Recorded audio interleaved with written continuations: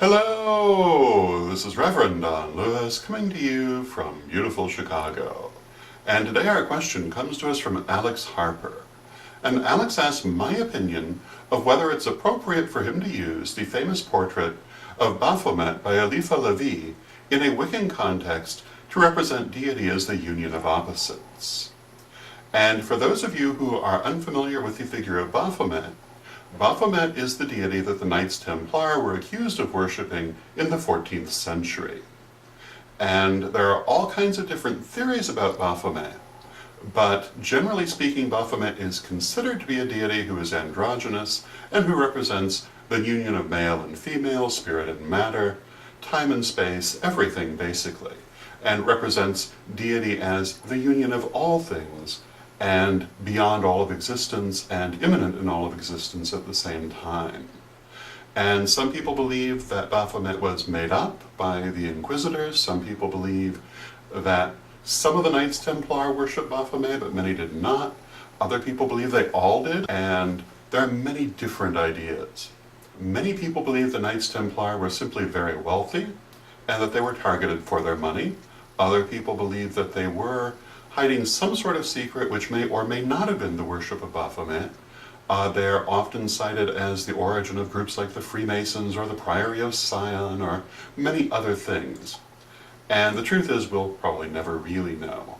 However, that has nothing to do with the contemporary views of the figure of Baphomet. And as I say, to me, Baphomet is the androgynous deity who represents the union of all things. So do I think it's appropriate to involve Baphomet in Wiccan worship in that context? Yes, I do. Now, of course, Alex is actually asking about the famous picture of Baphomet by Eliphas Levi.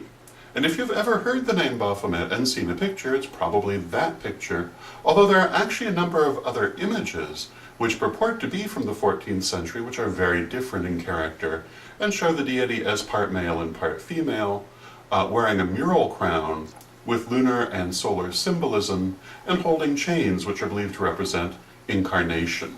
But the figure by Eliphas Levi shows the deity with bare breasts, a goat's head, a torch, and numerous other symbols. And you probably already recognize it just from that description. It's very famous.